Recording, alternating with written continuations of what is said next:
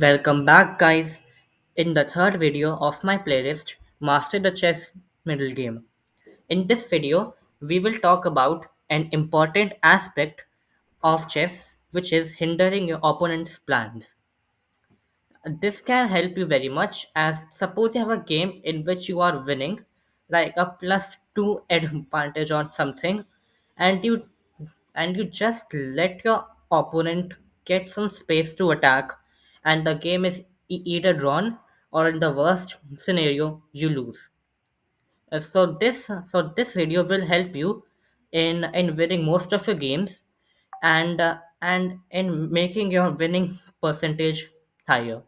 Also, fun fact: the same thing happened to me in one of my recent tournaments, in which I did not stop my opponent's plan and the game was drawn.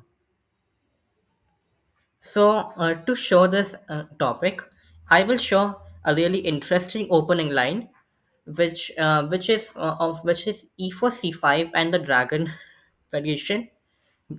It is played worldwide and it is very famous. So, so the line is E4 C5, knight f3 d6, d4, c d4 knight d4, knight f6, sorry, knight f6, knight c3, and g6. Here, a6 is also famous, which leads to the Najdorf, and g6 leads to the dragon. Here the line continues bishop e3, bishop g7, queen d2, or f3 is also as good, and castle. Here there's a line called the Yugoslav attack, which is bishop c4, and a line with main castles. The main castle, knight c6, f3, and d5. And black equalizes because he has achieved the pawn break d5, and after all the complications, he will be perfectly equal and will have no problems at all. Meanwhile, if we look at the move bishop to c4, then it prevents d5 and it is also very aggressive. So it keeps the game crispy and it also allows for some great chances to win.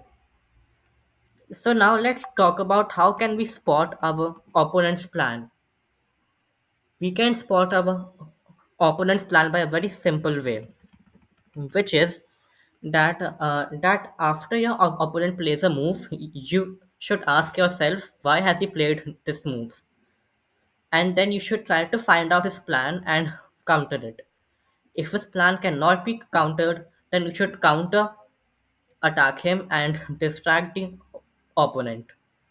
Also, hindering your opponent's plans also helps you psychologically because it will put your opponent in stress as his plans are not working and give you better chances to win the game.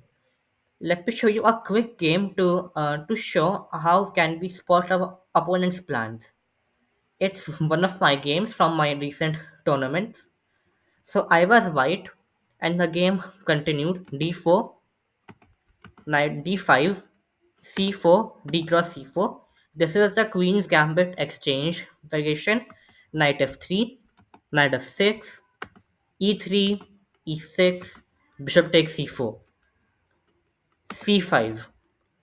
Now here, remember very clearly, the black's plan is to gain space on the queen side and and later in the game capture this pawn, put the knight there, and put pressure on the d4 pawn.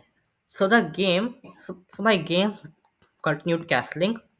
I am following all the opening principles, which is to develop your pieces, castle early, bring the rooks in the center, and then go for any plan.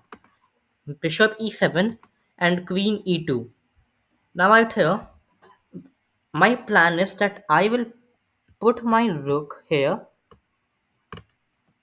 and then open the file and my rook will be open on this file. He played castles and rook d1. Now out here my threat is to take this, and then his queen will be attacked, so he have to move the queen, and I will be a pawn up. He plays queen c7, and I play knight c3, bishop d7. This is an inaccuracy. Out here knight c6 or something else would have been proven much better. Bishop d7, and people remember one important trick which you can use to win games, which is that try to gain as much space as possible and put your pieces as up on the board as possible. Like not out here on the back rank, that'd be stupid, but out here on strong squares. This will make your opponent nervous, and it can give you a nice time advantage or possibly make your opponent blunder. So following this trick, I played 95 a6, and now after a6, I asked myself, what is my opponent's plan? And we can see that my opponent's plan is to play b5 and gain space on the queen side. So I played a4, c into d4, e into d4, and bishop d6. He is trying to pin my knight because if my knight moves away, then this pawn will be left hanging with a check. So I played h3, bishop c6. He is activating his bishop, bishop g5, and knight bd7. Now again, I ask myself, what is the plan of knight bd7? And it is to put pressure on his knight and put some support on this knight. So I captured his bishop, which is aggressive. Remember that you should exchange pieces only when their passivity or aggressiveness is equal, or if you are exchanging a passive piece for an opponent's aggressive piece. He takes with the b pawn and rook a c1. And out here, I had seen that it is a free pawn, but I thought to first mobilize my rook and then go for the free pawn. He plays rook f8, and again I ask myself, what is the plan of the move? And it is e5. I take bishop into a6, and he plays a mistake, queen b6. Bishop d3, knight d5, another mistake, because after knight draws d5, e d5, and queen c2, I attack this pawn and this pawn as well. He plays h6, and now I have a beautiful sacrifice. Queen takes c6. If he takes,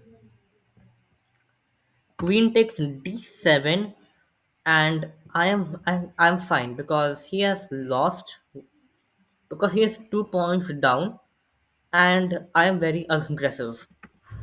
If he takes, rook takes c6, h g5, rook d6, and I have a very strong bishop, and his knight is really ugly out here. It's really passive.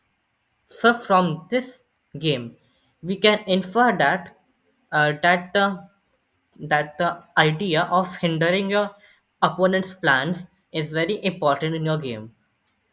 And also in the next video, I will start I will start to show some of my games, which will perhaps give you some insight into how strong players think. For now, this video is coming to an end. Kindly like, subscribe, and share this video. It will also help me. And also click the notification bell to know if there is any video which I have uploaded. Thank you.